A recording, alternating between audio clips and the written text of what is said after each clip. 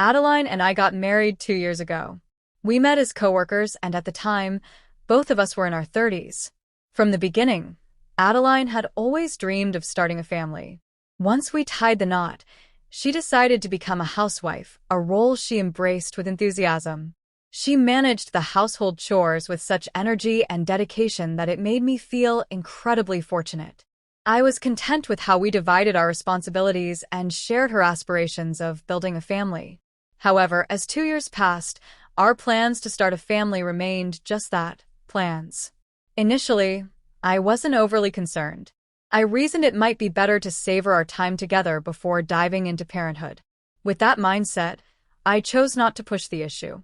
One evening, I received an impromptu invitation from my colleagues for an end-of-year party. It was a last-minute arrangement, so I called Adeline to inform her. I apologized for the sudden change and asked if she'd be all right with it. As always, she was supportive and understanding, even offering to prepare something for me to eat when I returned home. Her thoughtfulness reminded me once again of how lucky I was. After the party, I walked home from the train station. The streets were quiet, and I found myself lost in thought. Then, unexpectedly, I saw Adeline. She was on the opposite side of the street, walking hand in hand with a man I didn't recognize. They laughed together, appearing far too comfortable with each other. My heart sank. I quickly ducked into the shadows of a nearby bus stop, struggling to process what I had just witnessed. Reflecting on it later, I realized there had been subtle signs. Adeline had been behaving oddly for some time. She knew my work schedule from our time as coworkers and had recently started asking specific questions about when I'd be home. She also spent more time on her phone, dismissing my curiosity by claiming she was playing games. Seeing her with that man made all the peculiarities fall into place. My stomach churned with the realization Adeline was having an affair. Despite my instincts to confront her immediately, I hesitated. Doubts crept in. What if I had misunderstood? I decided to wait and gather more evidence. A few days later, the opportunity presented itself. Adeline left her phone on the living room table while she went to take a bath. The unease gnawed at me until I finally gave in. I unlocked her phone and scrolled through her messages. What I found confirmed my fears. Adeline hadn't bothered to delete anything. Her messages with her lover were explicit, intimate, and filled with shared memories. There were selfies of them together, laughing and smiling. What hurt the most was discovering they had planned a 1-year anniversary trip, a spa getaway scheduled for the following week. It felt as though my entire marriage had been a lie. Our cherished memories suddenly seemed tainted. I took photos of everything as evidence and carefully returned her phone to its place. That night, I couldn't sleep. My mind was consumed by thoughts of betrayal, leaving me feeling utterly lost. 2 days later, Adeline casually mentioned she was going on a trip with her university friend, Alice, the following Wednesday. I already knew the truth. This was the spa trip with her lover. Feigning ignorance, I encouraged her to have fun, but inside, I seethed with anger. Determined to confirm my suspicions, I hired a private investigator. On the day of Adeline's trip, she left early in the morning, full of excitement. I had secretly taken the day off work, intending to distract myself with video games. Hours later, she texted me, saying she had arrived safely and was happy to reconnect with Alice. Her lies only deepened my disgust.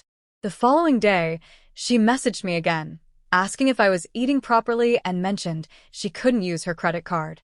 She asked me to transfer her some money. I had already blocked her card, so I replied, "You can't use your card because I blocked it. I won't send you money. Ask the person you're with." Her response was one of confusion and anger. She insisted, "What are you saying? I'm with Alice.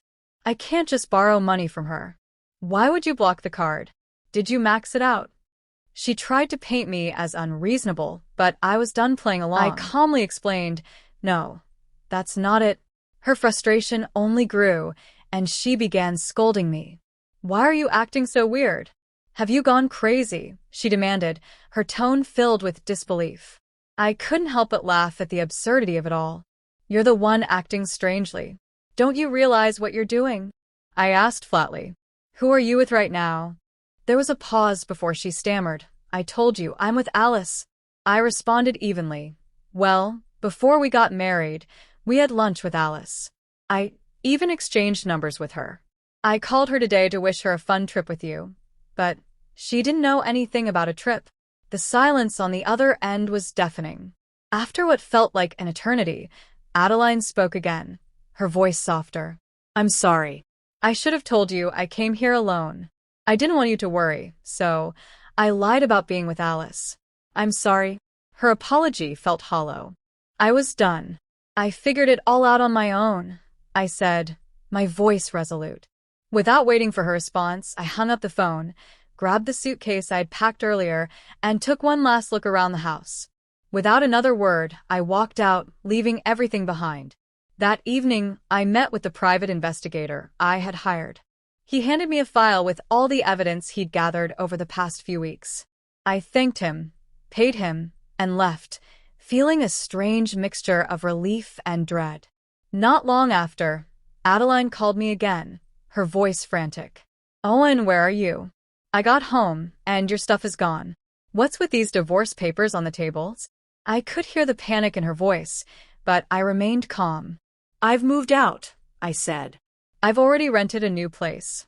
Please sign the divorce papers and send them to my parent house. I won't be seeing you anymore. At first, Adeline seemed confused, but that quickly turned into anger. She demanded to know what I meant by springing this on her.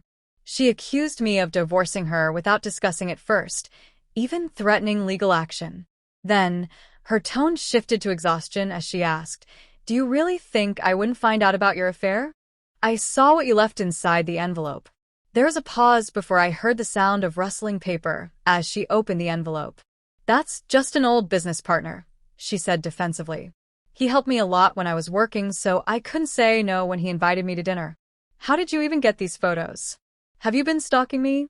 Her excuses were so transparent that I felt a twinge of sadness at how easily she lied. Stop lying, Adeline, I said firmly. I wonder now if anything you ever told me was true. I saw you two together recently by chance, and that made me look through your phone. I know you've been seeing him for over a year. I hired a private investigator to gather evidence, so I know everything. I also spoke to your parents about this. They apologized to me for what you've done. You should apologize to them as well. Her voice wavered with disbelief. Wait, you spoke to my parents? Why didn't you talk to me first? I didn't think you were capable of something like this, I replied. Her anger didn't faze me. You're right, I said. We should get divorced. If you're happier with him, then I hope you find the happiness you're looking for. Weeks passed as I settled into my new, quieter life. But Adeline wasn't done. She called me again, this time furious. Owen, because of you, his wife found out everything. She took the kids and left him. His family knows now, too. I couldn't help but feel a twisted sense of satisfaction. Now that his wife knows, maybe they'll get divorced, and you two can finally be together, I said calmly. Her voice softened, almost pleading. I wanted that, but now he's telling me he can't get a divorce and doesn't want to see me anymore. Why did this have to happen? It was strange hearing her try to draw sympathy from me after everything. He chose his family over you, Adeline. His wife's family is wealthy after all. She tried to change the subject. Owen, I've said some hurtful things, but I miss you. Why don't we give it another try? Her selfishness was obvious. I have no interest in going back to the way things were, I said firmly. Please, just sign the divorce papers. My lawyer has already been in touch with you. From now on, direct all communication through him. There was silence on the other end, and I took the opportunity to end the call.